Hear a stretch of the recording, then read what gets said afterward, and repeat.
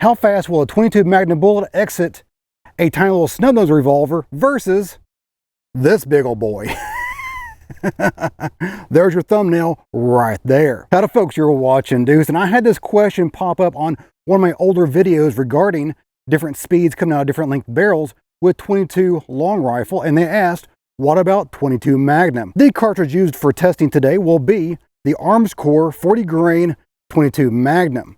Now, if you just want the details, you can go on their website and figure out exactly how fast this will exit the muzzle of your rifle.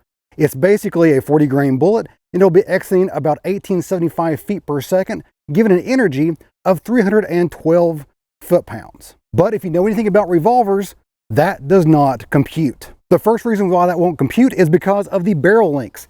This barrel should have a much lower energy, a much lower velocity coming out of that tiny little barrel versus the 16-incher right there, because it has much more time to burn up that powder and get that bullet rocking and rolling. The second reason is the cylinder gap. That is something that a rifle or a normal standard pistol like the Kel-Tec pistols that shoot 22 Magnum don't have to deal with. And what is cylinder gap, you ask? Well, the cylinder gap is a little gap between the barrel and the cylinder. Every revolver needs a cylinder gap between the cylinder and the barrel, or the cylinder would not be able to rotate.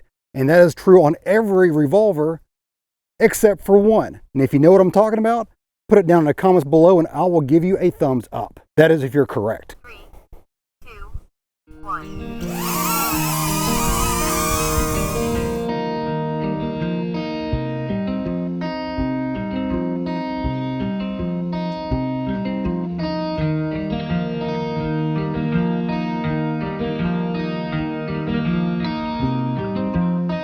So a 40 grain bullet going at an average of 1,028 feet per second out of a short barrel revolver from Heritage will give you almost 94 foot-pounds of energy, which is a huge difference between the reported speed and energy versus what we get out of the short barrel revolver. Today's video is sponsored by IE Geek Security Camera Systems.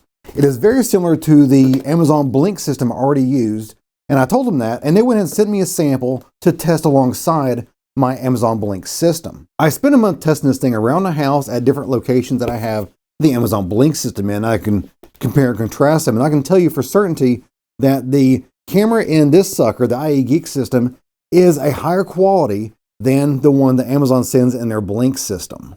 It costs a fraction of the price, and they typically include a solar panel to keep the thing charged up, so there's no batteries to change out. It's got an included lithium-ion battery, and then the solar panel keeps her topped off. There'll be links down below if you're interested in setting up your own security system around your house. They're very highly rated on Amazon, and anything you buy there will help out the channel, of course. Now back to the shit. I had a couple wild readings on this. I'll show that right there. So I'm gonna do that test one more time to make sure that we get a clean sample, because I really want to do this test only once. Really get some good data here. All right, here we go.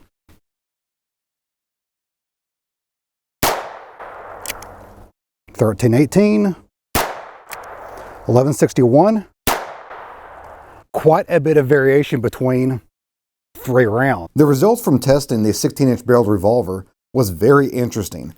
It had the 40 grain bullet coming out of the barrel at 1,188 feet per second, resulting in a foot-pounds of energy of 125, which is only 31 more than the Snubnose revolver.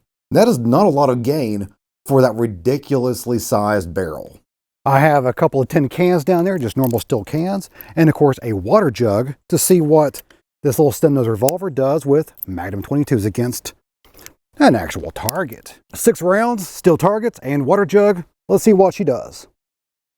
I'm not even sure if I hit it. There we go. She shoots a bit high. I'm at 7 yards away, so very, very close. Shoots a bit high. Let's go ahead and hit the water jug. Just make sure I got one for that. Didn't do a lot, really. I mean, that's kind of disappointing, honestly.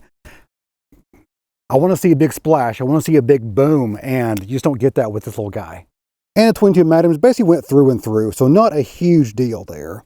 Was not anything profound. You pretty much see the same thing with a 22 long rifle. Now, will the extra ump from the longer barrel show up on the targets? No idea, but we're going to find out. That's the only way you're going to find out information about this from a revolver, because every revolver is different. Every cylinder gap is different. You're going to have to go out and just shoot some bitch to see what works, what doesn't work, and what results you get. All right.